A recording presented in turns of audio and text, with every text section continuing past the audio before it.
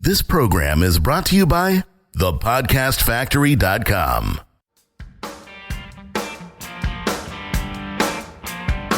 Hi, my name is Igor Kheifets, and this is The List Building Lifestyle, the only podcast which delivers cutting-edge conversion strategies from the online trenches straight to your earbuds. Download the transcript of today's episode and all future episodes at listbuildinglifestyleshow.com. I also invite you to grab a free copy of the Wealthy List Builder Survival Guide at listbuildinglifestyleshow.com/survival. And now, once again, it's time to claim your list building lifestyle. Welcome back to another edition of the List Building Lifestyle with your host, Igor Kheifets. I started this podcast because I find it hard to think or talk about anything that's not marketing. And frankly, there's few people in my life that share this weird passion, which is why I'm excited about unique opportunities to spend time with fellow marketing junkies. Today, my guest is no other than the co-author of Scale, Jeff Hoffman, whose unconventional marketing vision has saved and exploded tens of thousands of businesses around the world. Besides co-authoring a New York Times bestseller, Jeff's also a highly successful film producer, a Grammy-winning music producer, and an incredibly smart businessman. He's also a branding expert. Scratch that. He's the best in the world at creating mega successful brands. And today, we're going to rap about how to turn your failing little business into a thriving customer serving machine through smart positioning. Jeff, thank you so much for being here. Thanks for having me today. So let's go ahead and dive right in. My first question would be what's the number one misconception that starting business owners, and whether offline or offline, have about branding and positioning? Well, you said the number one. There's a pretty long list. But I would say probably number one is that people think that branding is a slogan. I just need a clever little saying. And branding is so much bigger than that. It's literally a personality for your company, a lifestyle, and a culture. So I think that's the biggest one, that your brand is something you live and you build and you hire around, not just a clever little saying in your marketing materials. All right. So could you give us a couple of examples of what's your world's most favorite brand, perhaps? Well, I mean, there are a few.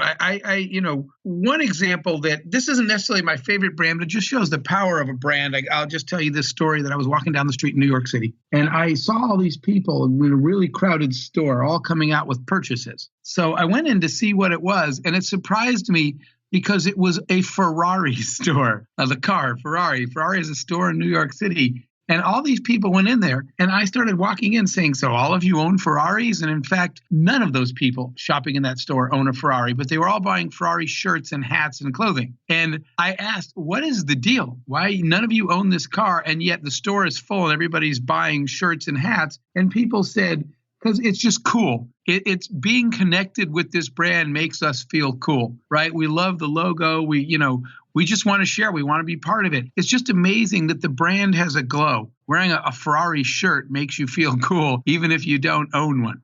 Because their image is more about the lifestyle. It's the sleek, Italian, powerful, good life. They've just done a really good job of crafting a brand, so much so that people that don't even have their product will still wear their clothing. I thought that was amazing that store was full of people who don't even have the car. Well, it is tremendous, but I'm already hearing the voices in the background saying, yeah, Jeff, we get that, and Ferrari is awesome, but we don't have a Ferrari here. We're just starting out. We don't even have a clue. What exactly are we selling? We just want to help people, No, but you're missing the point. Neither did they. Every company, when they started the company, they started by saying part of our brand. Every company, that's another mistake people make. Looking at a big company and saying, well, they're a big company, I'm a little company. They got to be a big company by recognizing these things when they were little. When they started that brand, I'll tell you another story. I read the story of the guy that created Sony. And on day one, when it was just him, so you can't say, I don't want people that are just starting with a little company saying, well, I don't have that now. Because that's how these people got there. When he started the company, he knew what his brand was. His brand was going to be that Sony was the highest quality electronics out there. He picked the brand, the gold medal he was going to win,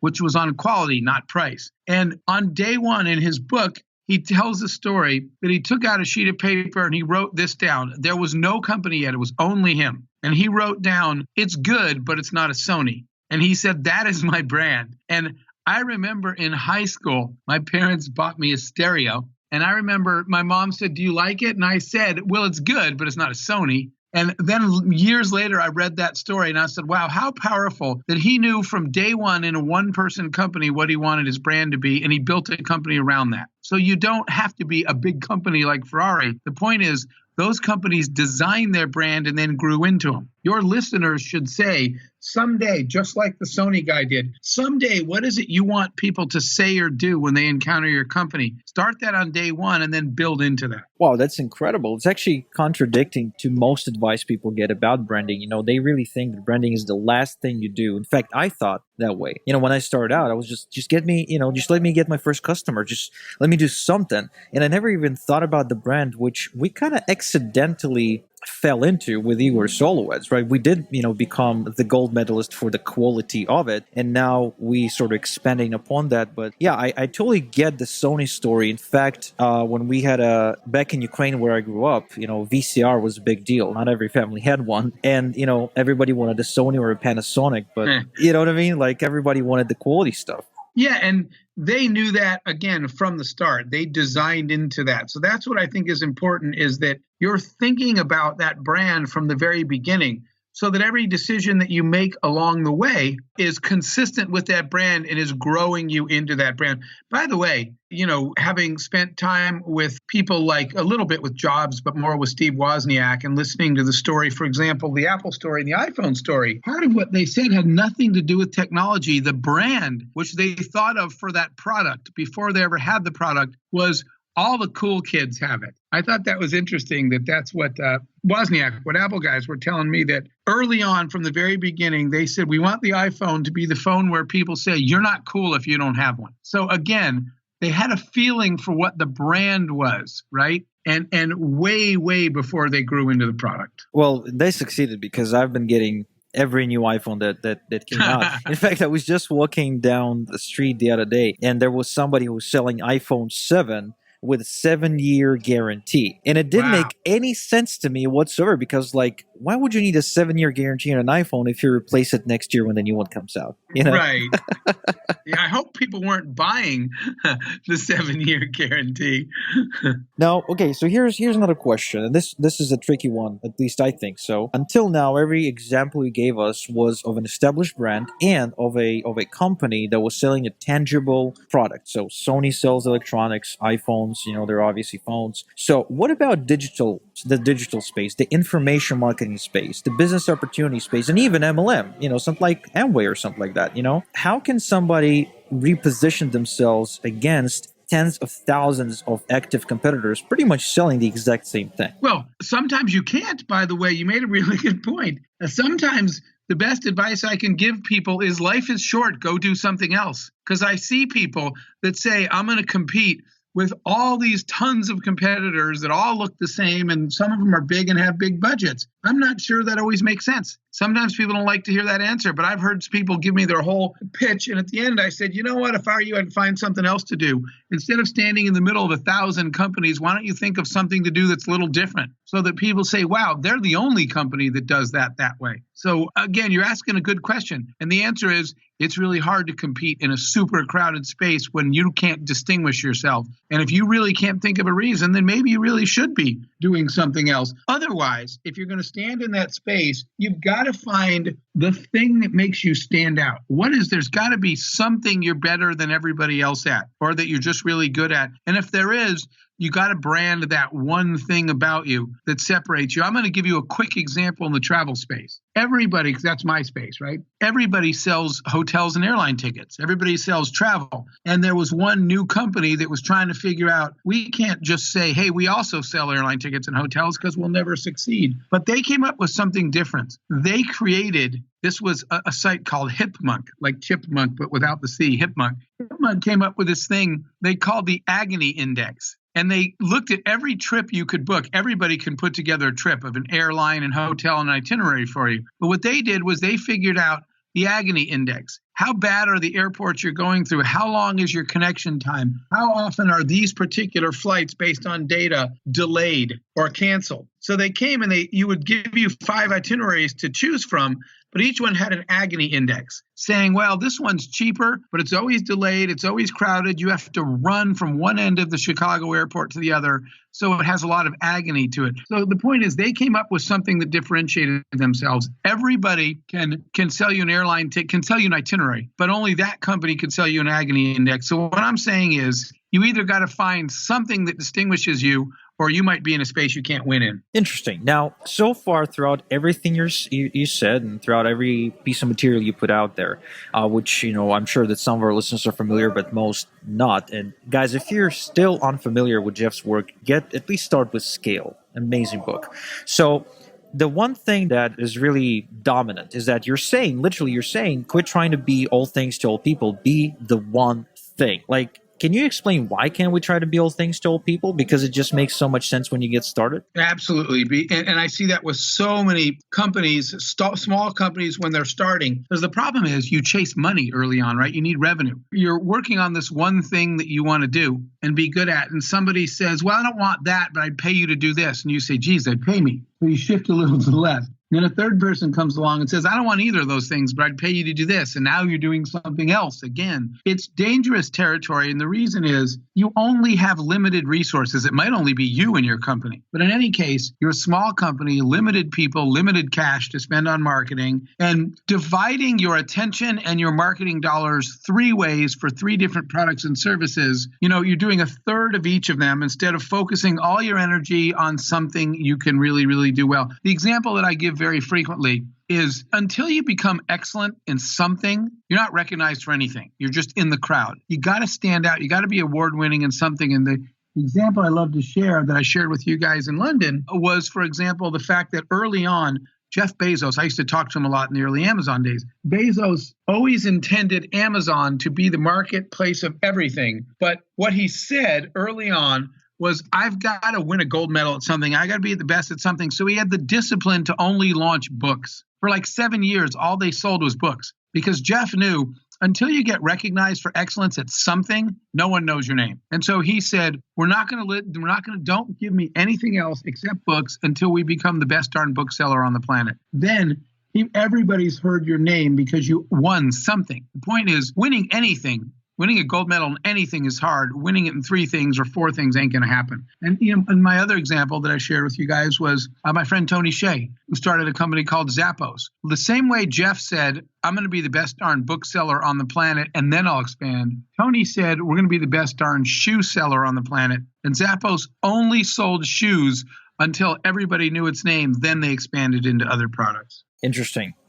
So until now, we spoke about the brand, the companies, etc. But the other important element of branding, which I think almost everybody overlooks, is the customer, right? I mean, almost nobody, when they get started, think about the customer, which is a concept I had to have it grow on me for a while before I accepted it, because the customers is the one who's giving you the money that's going to help your company grow, and he or she is the purpose of your business even existing, because that's what you're doing. You're offering a service or solving a problem. Now, in London, you shared a really cool concept, which I never heard anyone else share before, and that is the second slide method, the second slide customer method. So I would love it if you could walk us through it again, because most people really don't understand this at all. Absolutely. So here's the whole point of it, and the concept of it is that in sales, we go out and, we're trying to convince people to buy our product. And I always get a kick out of the fact that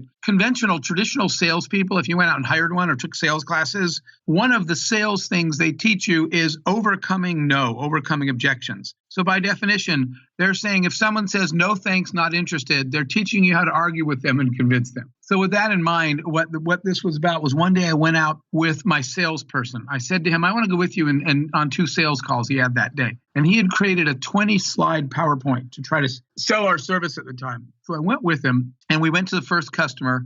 We went to this guy's office. He gave his 20-slide presentation. And at the end, the guy actually said, he took notes through all 20 slides. He nodded his head. He said, I like it. I'll call you guys. I'll get back to you. When we got in the car, my salesperson said, hey, he likes it. He's going to call us back. He paid attention to all 20 slides. I didn't say anything. We drive to the next sales call. When we get there, we go into this woman's office. We are on the second slide. We just started. And she said, and I quote, She said, "Oh my God, where have you guys been all my life? I've been looking all over for something like this. I'll take it." And my sales guy's like, "Well, I have 18 slides left." And I was laughing and saying, what part of stop talking? She already said yes, right? Are you not understanding? When we got in the car, I said, "Hey, I have a new definition of your job." And he said, "What?" And I said, "Your job now is to go out and find all these second slide customers. At the time it could take you, because here's what he said to me when we left the first guy, the 20 slide guy. He said, "I think give me 2 or 3 more visits with him and I can talk him into saying yes." And I was thinking, or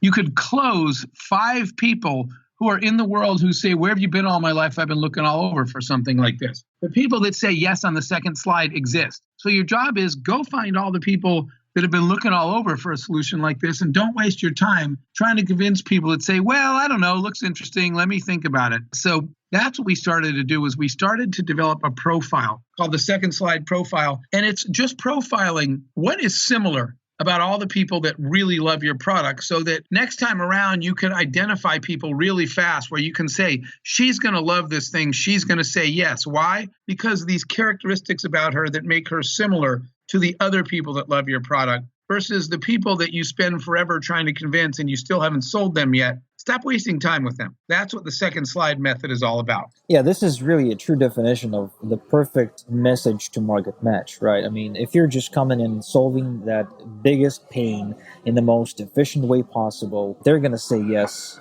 because that's what they want. And it just removes all the friction. Right, that's what they're looking for. I mean, because when you're really trying to get somebody to say yes, what happens is defenses go up. I mean, you just have to start fighting and kind of climbing over fences and under barbed wire and stuff like that. And nobody likes that. But everybody seems to believe that that's the way to do it. You are absolutely right.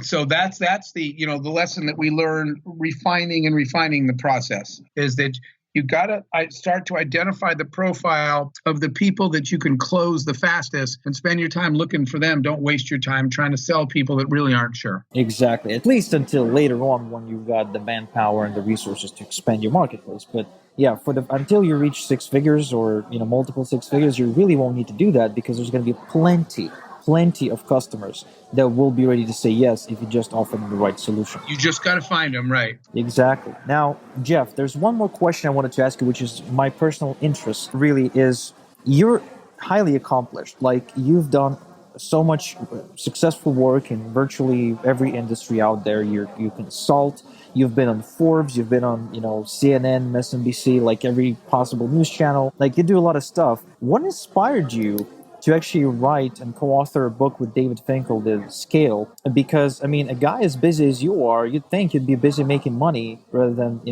writing a book about it. It really was, because you'd be amazed at how many times small business owners and entrepreneurs come up to me and say the following. They say, "Man, I'm just stuck." And David was hearing the same thing. I launched my business, it grew to a certain amount, and now I can't seem to grow anymore. And people were saying, "I feel like I'm working twice as hard as I used to and growing slower, or not growing at all. I don't get it." So that was the reason for writing Scale, was people would say, "How'd you get over the hump? You started your company," but in our case, obviously the biggest company I was part of was Priceline.com, which includes Booking.com and Agoda. Priceline now does business in 200 countries around the world. So we were able to continue growing and growing and growing our business from the start. And that's the question people ask. What are the things that you have to get right so your business doesn't just hit a wall and stop growing? Because people kept telling me I'm stuck and I'm not growing. So Scale, David and I sat down and said, let's make a kind of practical how-to guide that here's all the things you got to do if you want your business to continue growing. And that's why we wrote that book. Well, I'm really happy that you did, because lots of lives are changed and will be changed in the future because of the principles you shared there, especially, the story about the guy who used to sell sand, which is, I'm not going to spoil it for you guys. You should just go read the book, but it is truly eye-opening to how small-minded most business owners are and how we confine ourselves into this little box, right? And we don't see the solutions, which are so darn simple, often staring us right in the face. So anyway, guys, you're listening to this. You should definitely go on Amazon.com right now and get Scale. It's by Jeff Hoffman and David Finkel. Jeff, I couldn't be more thankful and grateful to you for taking this time to sit down with me and share this knowledge with our listeners. And once again, guys, until next time we chat, have a good one. Thank you for listening to The List Building Lifestyle. Make sure to subscribe on iTunes or Google Play to never miss an episode. Because who knows, just one conversion tactic we share on the show might double your list and double your business. Download the transcript of today's episode and all future episodes at listbuildinglifestyleshow.com. And don't forget to claim your complimentary copy of the Wealthy List Builder Survival Guide at listbuildinglifestyleshow.com/survival. This is Igor Kheifets, and until next time we talk, have a good one.